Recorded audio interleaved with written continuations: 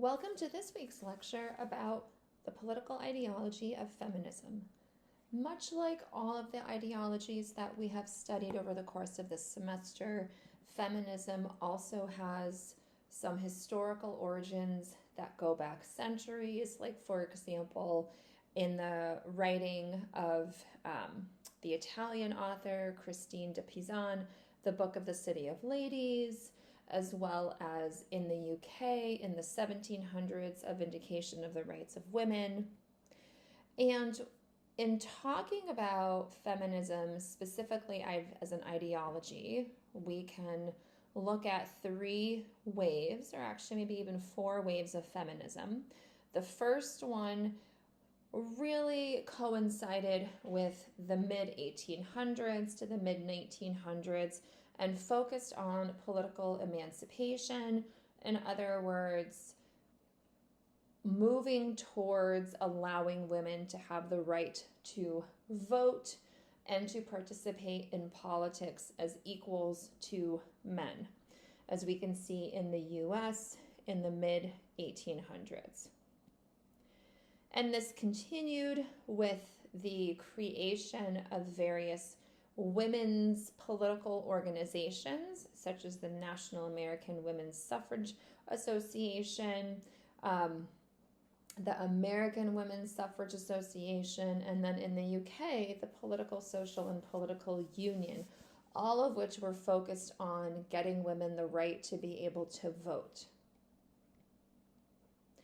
And this movement had success. So New Zealand in the late 1800s was the first country to allow women the political right to vote. That followed in the US in the 1900s, in the early 1900s, with the 19th Amendment, and also in the UK. So the first wave of feminism, in terms of its historical origins, really focused as a political goal on the right to vote.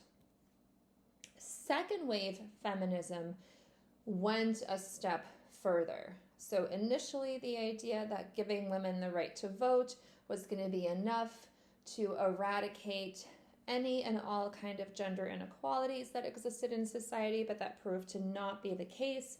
So the second wave of feminism from the 1960s to about the 1980s really focused on trying to expand this idea of women's liberation, not just in the political realm, but in the economic and in the social and cultural as well.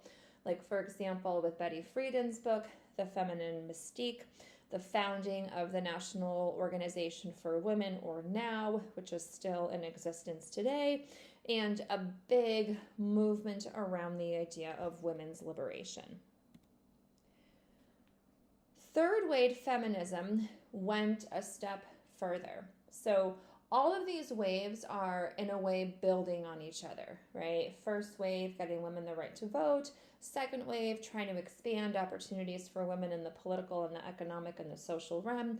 Third wave, focusing on the idea that there were just as many differences within women and within different strands of the feminist movement than between, say, women and men, and also based on this idea of intersectionality, that it wasn't just gender that was at the root of inequalities that were facing women. There were several other identities that women had, and those identities were also being subjugated in various ways. And so you had this intersectionality where you had multiple identities building on each other in order to, in a way, suppress women's rights and from moving forward.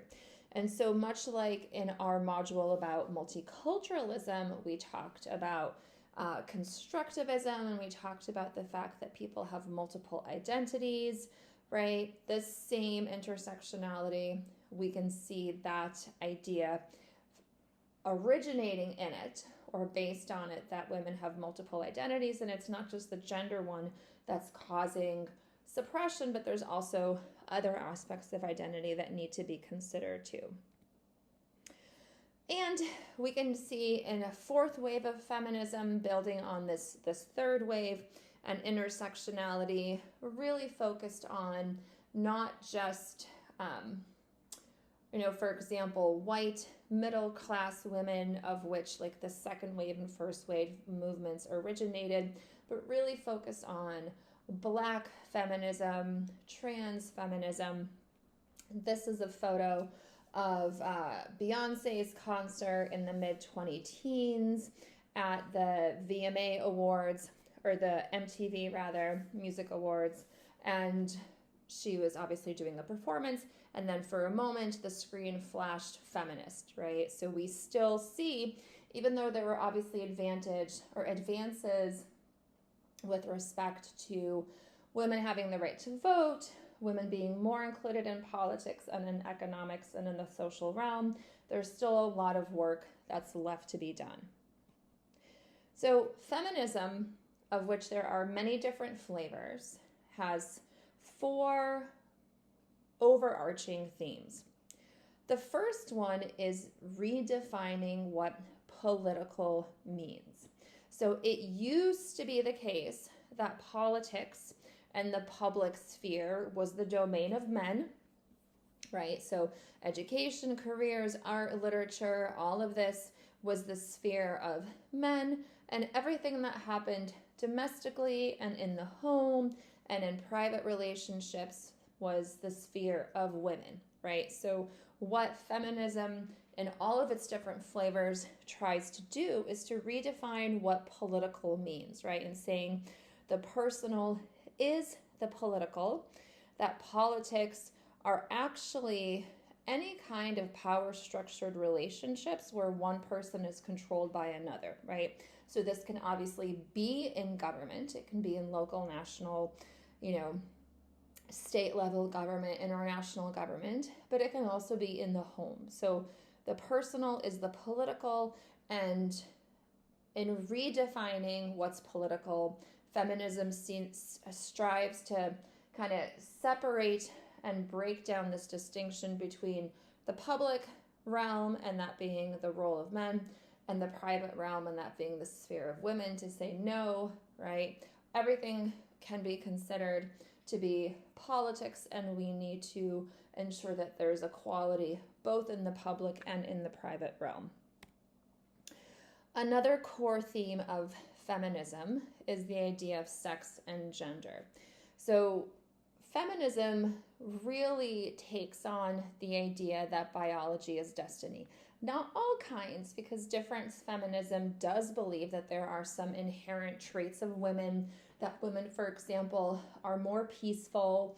There have actually been studies done that have looked at the likelihood that countries go to war under female leaders versus male leaders, and when women are in charge of countries as the chief executive, then those countries tend to go to war with other nations far less than when men are in charge.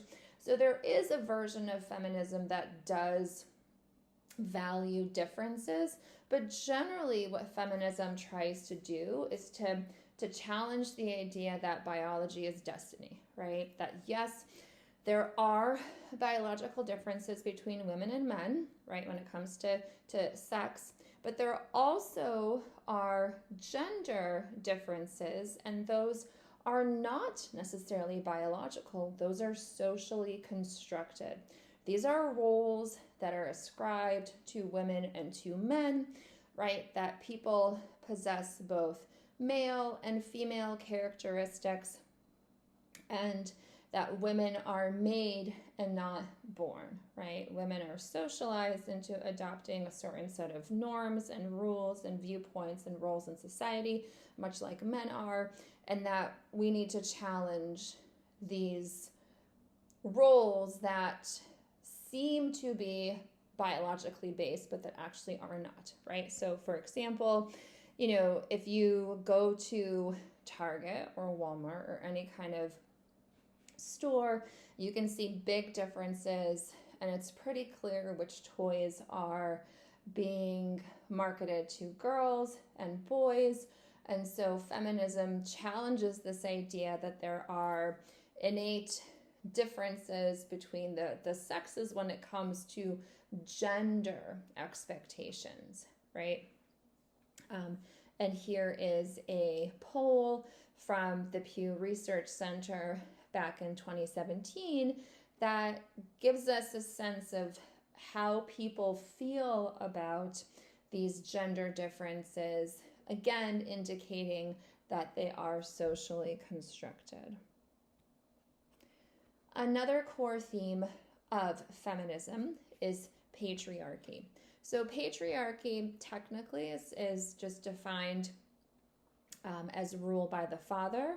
And what this translates to, as the way feminists see it, is rule by men both within and outside of the family, right? So patriarchy, for some feminists, especially radical feminists, starts with the idea that men are dominant in the family, and that dominance then spreads to the public realm, right? Whereas liberal feminists will say that politics is ruled by men, and socialist feminists will say that the economy is ruled by men, and that there is a need to change the patriarchal orientation of society in the political, economic, and family realm.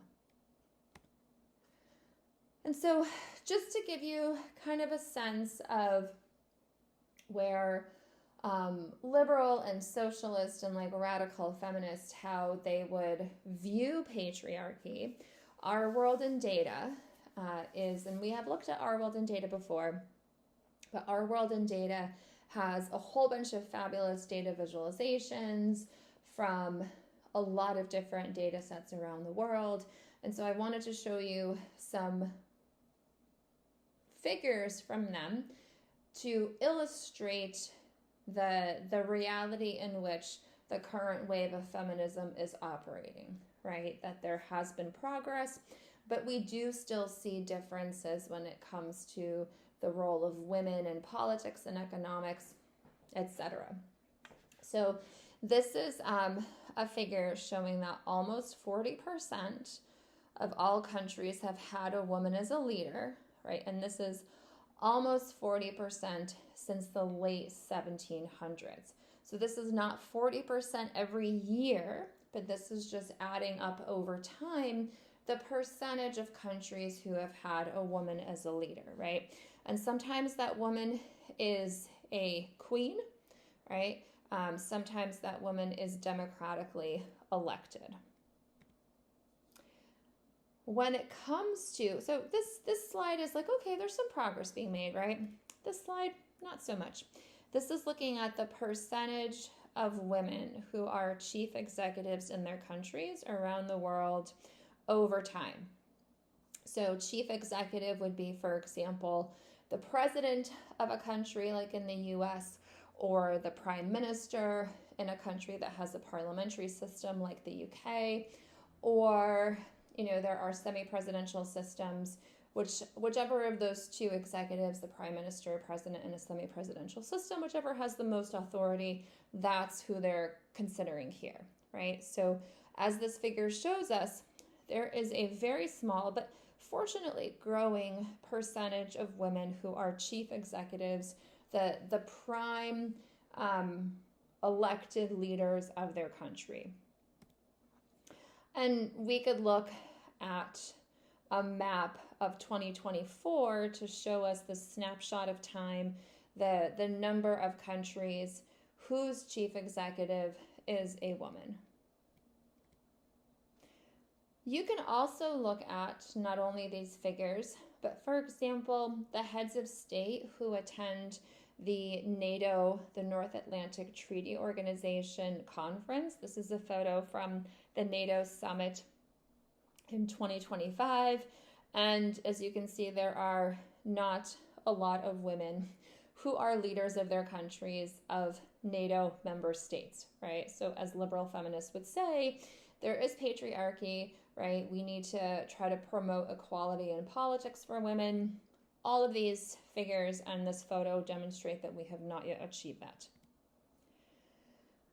The other type of gender inequality that some parts of feminism tries to address, specifically socialist feminism, is the gender pay gap, right? So there is a difference between women and men when it comes to the wages that they receive.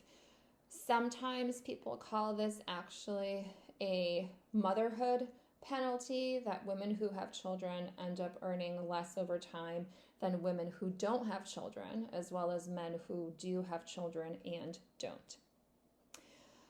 And then let me just skip forward a little bit here to also focus on some economic factors, and then we'll go back to some political ones. So another thing that socialist feminists would focus on would be making sure that there's adequate representation of women in top managerial positions in companies, right? So this is a snapshot of the world in 2024, and you can see that not a ton of countries have more than 50% of firms with a female top manager, right? Same thing with the share of senior and middle management positions that are filled by women. And we can look at geographically by region, right? The average in the world is about 20% versus, we see a little bit more, so 14 percentage points more in East Asia and the Pacific versus other regions of the world.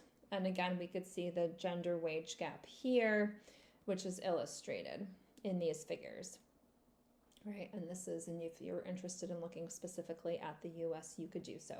So now I'm going to go back just a couple of slides and just show you some additional information when it comes to the political sphere as well, right? So pretty much all countries now have women able to vote, right? So first wave feminism would say that's a huge success.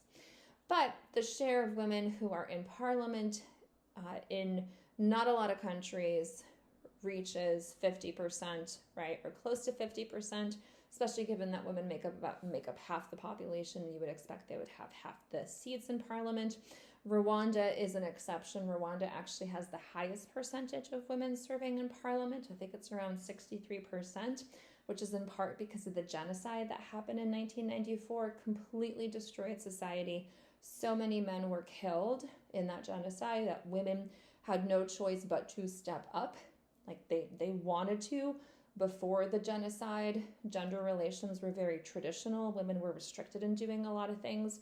But since that horrific experience really tore apart all of society, it paved the way for new gender relations, and now women in Rwanda serve in a lot of different roles that were closed to them before.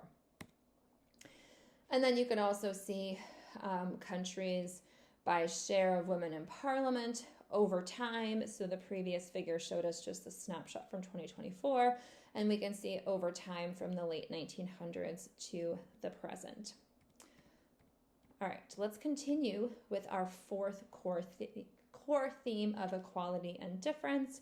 So there are two views on this within feminism, right? That in order to eradicate any kind of gender differences, we need to promote equality, right? So you want to have legal and political equality with men, which is something that liberal feminists propose. And you want to have economic equality with men, which is something that social feminists propose. On the flip side, right, difference feminism would advocate for something different, right? So difference feminism would not say we should really be striving to be equal with men, right, where we're trying to really not differentiate women from men, but we do want to identify that women possess some innate qualities that are distinct from men's. We should try to emphasize those. And there's an idea within difference feminism that the way to promote the role of women in society is not through equality with men, but by emphasizing the differences that women have. And then radical feminists focus on restructuring family and personal life, with the idea that that will then expand into the political realm. And then you could see some differences between equality feminism and the characteristics that it advocates for, And difference feminism, right? These are still versions of feminism, but the way that they strive to promote the role of women in society is different, right? One focused on equality with men, the other focused on emphasizing the unique traits and characteristics that women have. And then there's also a difference between liberal feminism and radical feminism and their approach to trying to resolve this age-old problem of women being subjugated in society by men.